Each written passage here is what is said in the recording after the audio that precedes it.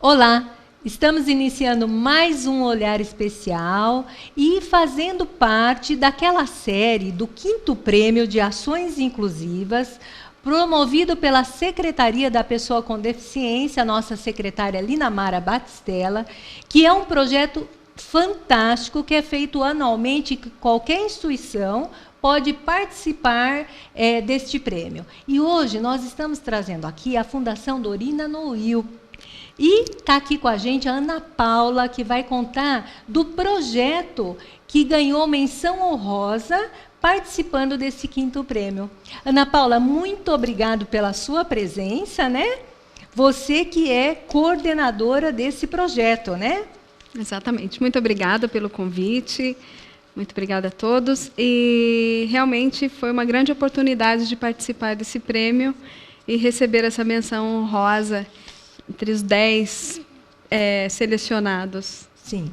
Bom, Ana Paula Silva, ela é coordenadora deste projeto que se chama Rede de Leitura Inclusiva. Exato. E eu gostaria que você contasse para nós como nasceu esse projeto. Olha, o projeto nasceu, a história da fundação, na verdade, ela começou como Fundação do Livro para o Cego do Brasil, em 1946, e com Dona Dorina e suas amigas produzindo livros manualmente ou em máquinas e distribuindo para as pessoas que precisavam de livros em braille naquela ocasião, há 70 anos atrás. E na nossa história, na nossa tradição, nós produzimos e distribuímos gratuitamente livros para o Brasil, para instituições, também com bibliotecas e várias organizações envolvidas em acessibilidade. Porém, precisávamos de algo mais. Então, esses 70 anos, estamos construindo uma história voltada para a leitura, a acessibilidade, a garantia do direito da pessoa com deficiência visual de um modo global. O livro, especificamente, nós percebemos em determinado momento que precisávamos conhecer quem era essa pessoa que intermediava esse processo de leitura, que recebia nossos livros por meio dos nossos projetos e que disponibilizava esses livros localmente em todo o Brasil. E foi aí a ideia de conhecer, fazer uma pesquisa e conhecer e trabalhar junto desses grupos. Então, enquanto a gente, já a gente volta, a gente vai chamar um vídeo até para homenagear essa Fundação Dorina Noil, que estão fazendo 70 anos. É nossa homenagem, eu gostaria de chamar esse vídeo. De que são feitos os sonhos? Por que o abraço fica mais gostoso quando os olhos estão fechados? O que você sente quando uma música te toca? Por que ouvir uma boa história emociona tanto? Por que você fecha os olhos quando beija? O mundo vai além do que você enxerga. Fundação Dorina Noil para Cegos. Há 70 anos ampliando horizontes. Pois é, Ana Paula, assistindo esse vídeo, eu gostaria que você continuasse a falar dessa fundação, desse trabalho que a Dorina deixou, né, para a gente. Exato, esse legado, né? Esse legado. Então, buscamos não só distribuir livros e conhecer como que é o processo de leitura no Brasil. Em 2012, fizemos uma pesquisa nacional sobre sobre os hábitos de leitura da pessoa com deficiência visual e percebemos que existia muita passividade, tanto do profissional que recebia esse livro gratuitamente, que não conhecia muito bem o que é um livro em braille, ou como fazer, né? O desconhecimento, aquele paradigma, aquele mito, não sei o que fazer com aquilo. Então, ele muitas vezes não promovia o acesso à leitura ao seu público com deficiência visual. Quando você fala desse profissional que recebeu o livro, nós estamos falando de uma biblioteca, de uma escola. Como que é esse profissional que recebe esse livro? Exato. Nós temos diversos profissionais. Temos educadores, temos bibliotecários, nós temos bibliotecas, escolas, pontos de leitura, secretarias, diversas organizações que têm por princípio ou por atuação a promoção da leitura. E aí não só a promoção da leitura, mas também incrementando com a leitura inclusiva. Então, esse profissional, entendemos que nós temos organizações, mas as organizações têm profissionais que trabalham nela. E nós queríamos conhecer esse processo, conhecer esse profissional. E por desconhecimento, descobrimos nessa pesquisa que por desconhecimento e vários mitos, né, pessoais e globais e da sociedade, percebemos que esse profissional, ele não conhecia, ele não sabia que ele poderia fazer algo mais. Foi aí, e também percebemos que a pessoa com deficiência visual entendia que aquele livro que ele recebia, eventualmente, ou que ele acessava, poucas pessoas com deficiência visual acessando aqueles livros, eles entendiam que aquilo era um favor ou uma dádiva, algo excepcional, não um direito. Então, nós precisávamos trabalhar em cima disso. Tá. Foi aí que, em 2013, começamos um trabalho em 10 estados no Brasil, levando uma oficina de leitura inclusiva para estes profissionais. Capacitamos cerca de 800, 900 pessoas no Brasil. Como que era essa oficina inclusiva? Nós tínhamos uma oficina programada em organizações ou em pontos específicos de cada estado, desses 10 estados, nas 5 regiões do Brasil, com a temática. A principal, né? A formação começava com a quebra de mitos.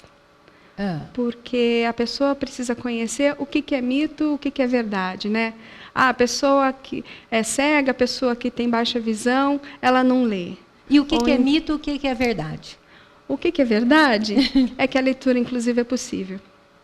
Né? E que o que é mito, vamos dizer que só existe o Braille como recurso de leitura. Existe também o Braille. Hoje, a principal verdade, uma das verdades que a gente mostra, né, que a gente compartilha, é que existem várias formas de leitura, vários recursos de leitura, que eu trouxe até uns exemplos de livros. Que eu já vou pedir para você mostrar. Exato.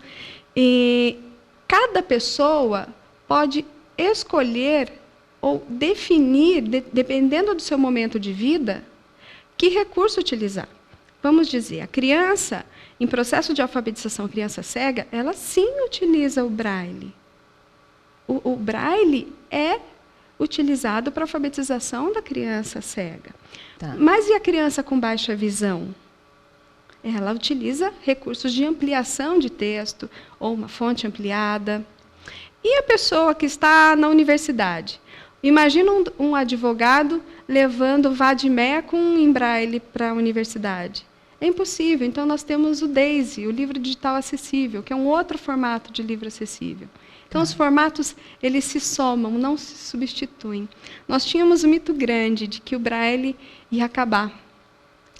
Não vai acabar. A tecnologia que existe hoje, a tecnologia que permite o acesso, né, mais o acesso irrestrito, ou facilita o acesso, ele promove o Braille. Ele não acaba com o Braille. Isso era um mito muito grande. Entendi. E como é que faz lá numa cidade de interior, lá longe, onde não tem um professor que ensine o Braille? É possível, até me ocorreu agora, a criança, a pessoa aprender Braille pela internet? Existe essa possibilidade? Ela precisa de um profissional especializado. Sempre tem que ter o profissional, ela precisa porque de um afinal profissional. de contas ele precisa tatear, não é? Ela precisa conhecer, é um processo de alfabetização, porque o Braille, ele é uma série de códigos. Imagina que o Braille também tem o código matemático em Braille. Olha só. Uma equação matemática também existe em Braille. Existem códigos de química em Braille. Então, ele precisa de uma pessoa, de um profissional que o ensine o Braille, para que ele esteja apto a acompanhar todo aquele processo educacional proposto naquela escola. Então, ele precisa do aprendizado do Braille, mas também ele precisa dos recursos que ele possa evoluir no aprendizado regular. Tá. Então, depende de recursos e de pessoas, né? Mais uma vez, a pesquisa também diz isso, né? Nós oferecemos os livros, mas também nós precisamos das pessoas capacitadas e envolvidas com estrutura suficiente para evoluir no processo. Tá. Nós estamos falando, então, daquele início, que você falou que teve a pesquisa e começaram as oficinas.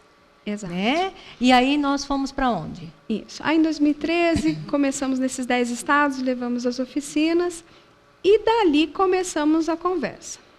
Vamos fazer uma rede de leitura inclusiva? Olha, leitura inclusiva é isso aqui. Oferecemos uma oficina de 8 horas, com prática, com orientações sobre deficiência visual, orientações sobre leitura inclusiva, recursos, e também buscamos aquelas mesmas pessoas e conversamos com elas. E aí? Né? Era uma vez, né? Vamos conversar sobre leitura inclusiva? Nisso, se formaram grupos de trabalho em cada capital que passou por esse processo. Que, aliás, nós 2013. estamos vendo aí as fotos, né? Que nós vamos chamar aí todas essas fotos de cada grupo, cada GT, né? Que tem aí em todos. Hoje você falou que já está em todos os estados do Brasil? Todos os estados do Brasil. Nós temos a rede incidindo em todos os estados e nós temos grupos de trabalho formados em 27 estados. 27 estados com a incidência nossa, né, com o nosso trabalho, e grupos de trabalhos formados em 25 estados. Tá. E aí, dando sequência, depois das oficinas, falou, vamos formar, vamos fazer Exato. essa rede. E aí, esses 10 estados toparam. Tá. Por quê? É uma novidade. Na verdade, assim, se sabe, né? Existem programas que se fala de leitura inclusiva, mas como fazer e o que fazer? Então, foi algo inovador para eles. Vamos falar juntos? E essa foi a proposta. Constituímos grupos de trabalho em cada um desses 10 estados e começamos a evoluir. Então, 2010 fizemos em 10 estados, 2013 fizemos em 10 estados, 2014 passamos para 12 estados e o ano passado fomos em todos os estados do Brasil. Alcançamos, o último estado foi o Macapá. Olha, que Tivemos bacana. a alegria de chegar no Macapá. E hoje nós temos cerca de 210 organizações representadas. 210. 210. E assim, quando você, junto com eles, você oferecia o quê para iniciar esses trabalhos, essas oficinas, esses grupos? Uhum. Vocês mandavam livros em braille? Como que é essa inclusiva que você fala, né? Essa proposta inclusiva, É. né? Então, assim, a proposta de um grupo de trabalho formado, então, assim, vamos formar um grupo de trabalho, então nós vamos fazer reuniões presenciais, fomos várias vezes a esses estados, ou online, muitas vezes, mas vamos fazer reuniões presenciais e vamos trocar experiências e buscar planejar ações conjuntas e, principalmente, que a gente tenha minimamente uma ação que retorne à sociedade. O que a gente propunha é, vamos falar sobre leitura inclusiva, vamos ver quais são os nossos recursos, quais são as nossas dificuldades e transformá-los em ações locais. Essas ações locais, por exemplo, são encontros que nós propomos, e esses encontros abertos ao público. Então, nós tivemos em Pernambuco, na Biblioteca do Estado, oficinas, 2013, 2014. 2013 é a nossa oficina. 2014, várias organizações. 2015, por exemplo, as organizações que trabalhavam sobre acessibilidade e deficiência visual falaram sobre a LBI, falaram sobre a educação inclusiva. São temáticas que se somam e o público local foi chamado, a sociedade foi chamada.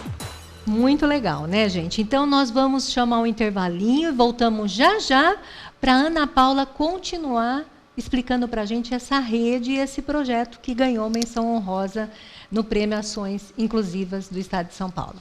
Não sai daí.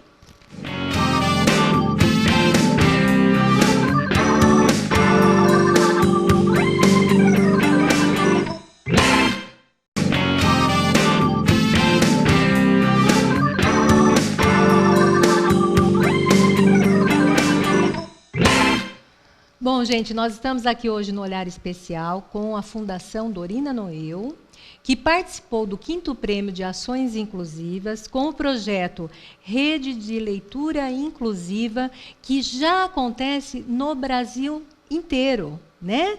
Com vários grupos de trabalho, e a gente está tendo a oportunidade de ver essas imagens, né? Que está aí para vocês verem, né?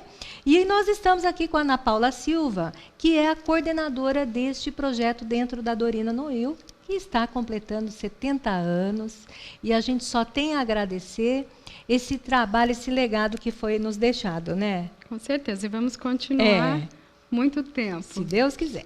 E aí você estava explicando essa rede, como ela funciona, como funciona esse projeto.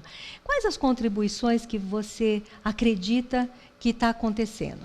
Olha, nós falamos muito do empoderamento, o empoderamento dessa rede. Então, essa rede formada, ela constituída, ela toma corpo localmente e ela tem autonomia para decidir as ações, ela tem autonomia para decidir, descobrir o que é melhor localmente, até porque o Brasil é um país continental. Sim.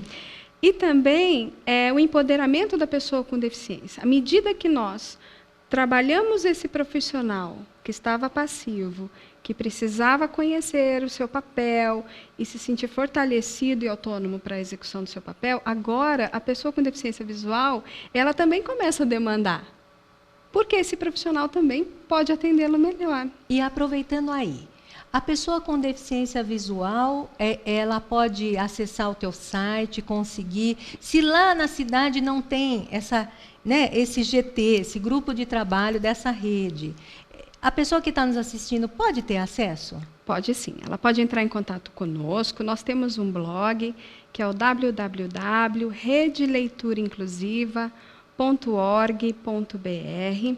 Nós temos também um canal, que é Leitura Inclusiva, @fundacaldorina.org.br, que é a Fundação Sem Tio, Sem Cedilha. Entre em contato conosco. Além disso, ela pode também ter acesso à informação à leitura inclusiva por meio da nossa biblioteca digital. Olha que Dorinateca. Legal, biblioteca digital? Exato. Dorinateca? Lançamos o projeto ano passado. Dorinateca é uma biblioteca digital online com um acervo acessível, totalmente disponibilizado para pessoas com deficiência visual, organizações também que são cadastradas para atender esse público. E as pessoas físicas também, que não têm deficiência, elas podem acessar os livros de domínio público. Que bacana! São livros que elas podem fazer o acesso e fazem download no seu próprio equipamento ou no celular, porque também tem o acesso pelo tablet, pelo celular. É no www.dorinateca.org.br. Muito fácil acessar, se cadastrar e fazer o uso desse acesso virtual. São gratuitamente 2 downloads por mês. É isso que eu ia te perguntar, qual o custo disso? É gratuito, 2 downloads mensais. Isso para quem não tem a deficiência. E para quem tem a deficiência? Para todas as pessoas, 2 downloads, pessoas físicas e jurídicas com e sem deficiência, 2 downloads mensais.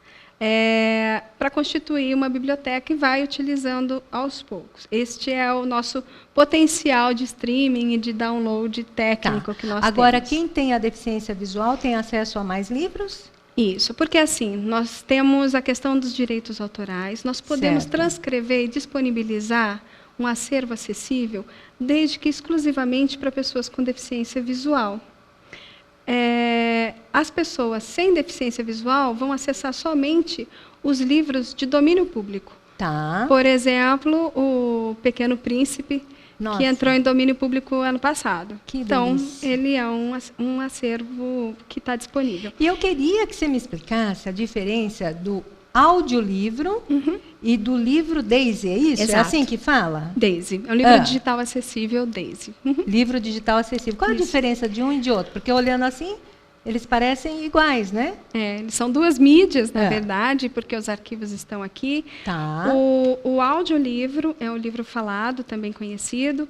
Nós temos versões, nós temos faixas de MP3. Então, ele é gravado em voz humana nos nossos estúdios.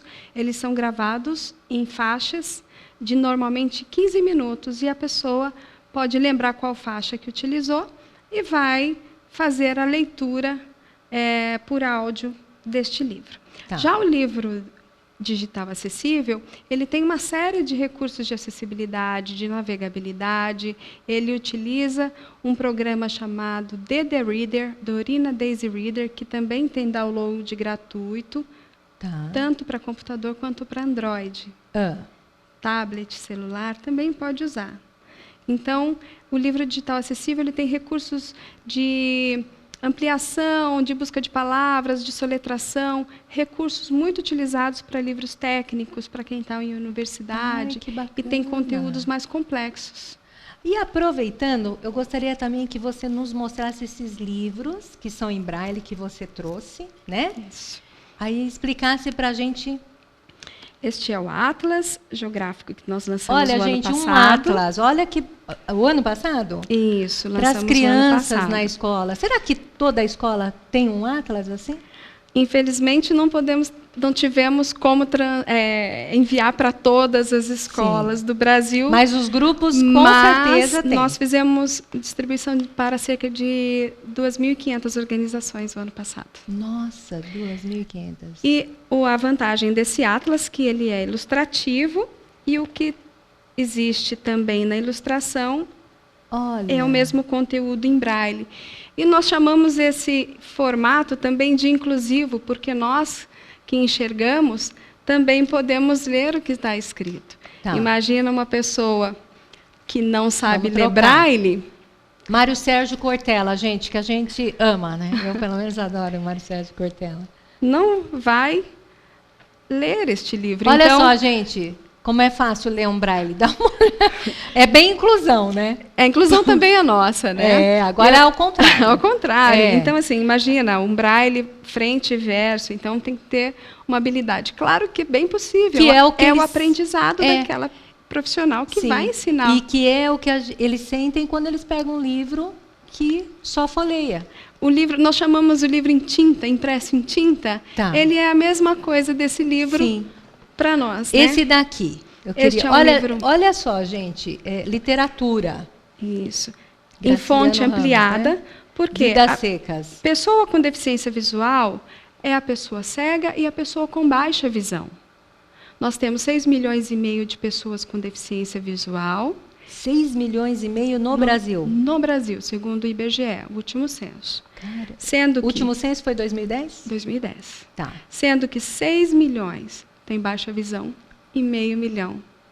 Tá. Certo. Que é o caso da Daniela Kovacs. Aliás, um beijo. Aliás, outro beijo para a Lilian Cury, que com certeza está nos assistindo.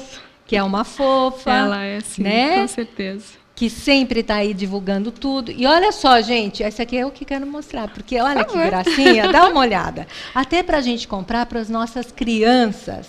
Os 3 porquinhos, aí você abre, vamos lá para o meio. Tá tudo aqui a imagem, só que a diferença, gente, você sente aqui o braille explicando. Ele pode saber como é o porquinho, como é... Olha só, que bacana, né? E no final tem um CD... também, com a audiodescrição das imagens de todo o livro e o livro falado também. Olha que presente dessa história. Então, ele é mais completo. Para a gente dar para as nossas crianças, para eles já irem aprendendo e fazendo a inclusão, entendendo. E vendo que existem outros mundos aí para a gente descobrir, né? É a sensibilização, né? A gente começa com as crianças, mas podemos sensibilizar a todos. Esses livros são muito oportunos também. Nós vimos muitos casos de crianças com deficiência visual, lendo para os seus colegas sem deficiência visual, para os seus pais, para os seus amigos. Foi muito bom. Tanto o braille também, isso também acontece, mas o clássico é algo que sempre fez parte da nossa história, né? Todo mundo sabe de uma historinha clássica. O lúdico, como é importante para a gente, né? Para a nossa vida, para entender a nossa vida, não é? Exato, né? E pela primeira vez a criança tem um clássico para ela. E assim, como que é? Nosso tempo já está acabando, nós temos que ser rápido. Mas assim, como funciona essa rede, né? Esse projeto em rede que está no Brasil todo? Quem está nos assistindo que queira participar, como é que faz? Olha, entre em contato com a Fundação Dorina, nos nossos principais canais, que é leituraInclusiva@fundacaldorina.org.br, e também no blog www.redeleituraInclusiva.org.br. Lá nós vamos indicar onde tem os GTs formados, são nas capitais principalmente, nós temos alguns GTs que são em outros municípios. Esse é o principal canal. E as práticas, assim, se você não desejar entrar para um GT, mas você pode, na sua cidade, ver se a sua biblioteca tem um livro acessível, se tem algum recurso. Se não tiver, pede para aquele bibliotecário ou aquele professor entrar em contato com a Fundação, que nós enviaremos os materiais gratuitamente. Nós também podemos dar esses contatos para que as pessoas aprendam como fazer rodas de leitura ou como fazer a leitura inclusiva de maneira simples. Quais as dicas que você pode dar? Você já falou uma roda de leitura inclusiva aí.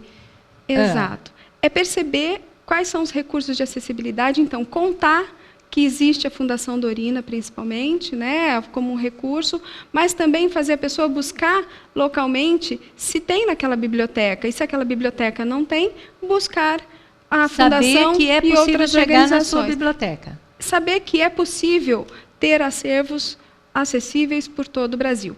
E fazer a prática. A dica é praticar com simplicidade.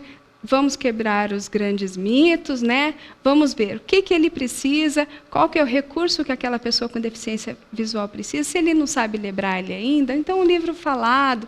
Vamos aos poucos e que a gente consegue uma evolução muito grande. Sim. Deixa eu ver aqui o que mais que a gente precisa perguntar aí, né? A respeito desse projeto. Quando vocês iniciaram, achou que ia acontecer tudo o que está acontecendo, que de repente já está no Brasil todo? Como é essa comunicação? Falar com o Sul, falar com o Norte? Vai ter algum encontro? Como é que... Olha, não sabíamos que ia acontecer desta forma, principalmente a gente tem 2 ganhos que a gente compartilha muito. A rede não fala só sobre leitura, muitas vezes, e muitos GTs falam mais do que leitura, falam em mobilidade urbana e outras necessidades, outros pontos. E também não entra só a deficiência visual, as outras deficiências também participam dessa discussão em muitos GTs. Então, isso é um ganho muito grande. E nós teremos um encontro agora em junho, que é um encontro dos representantes desses GTs.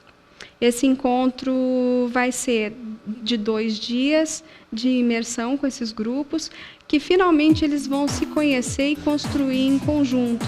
A proposta é compartilhar a evolução deles, que eles compartilhem a evolução deles e que eles tragam também propostas e, quiçá, uma proposta comum de como a leitura inclusiva pode acontecer daqui para frente. Uma coisa, como você vê a leitura, a questão do livro na escola, na educação? A gente sabe que a educação é a base para tudo, para a gente construir esse país mais forte. E a leitura, ela é uma ferramenta inclusiva grande, não é isso? Exato. A leitura é um grande... Na verdade, ela está intimamente ligada com a educação, né? Leitura e educação estão juntas, né? Então, a leitura inclusiva, ela precisa acontecer. Precisa acontecer o acesso, sim, aos recursos de acessibilidade ao aluno, em todas as suas faixas etárias, em todas as suas necessidades escolares, desde a pré-escola até a universidade. Inclusive para o adulto, que às vezes passou por um acidente ou uma doença e, de repente, perde a visão. Perde a visão, isso também acontece. Sim. Mas que a gente tenha os recursos e o conhecimento desses recursos e, principalmente, a oferta, a garantia do processo, a garantia desses direitos para esse aluno, para esse educando. Sim, sim. Bom, que pena. A gente está terminando aqui o nosso tempo. Agradecemos muito, viu, Ana Paula, que você está aqui com a gente contando desse projeto maravilhoso. E a gente aqui faz a nossa homenagem aí para essa mulher, Dorina, finalizando o nosso programa e agradecendo a nossa rede de TVs comunitárias, que através dela é possível chegar para você esse programa feito aqui na TV Osasco, com muito amor e carinho. Um grande abraço, Dorina. Só posso pedir a Deus, com todo o fervor, que mantenha acesa no coração dos homens a chama do impulso para as realizações.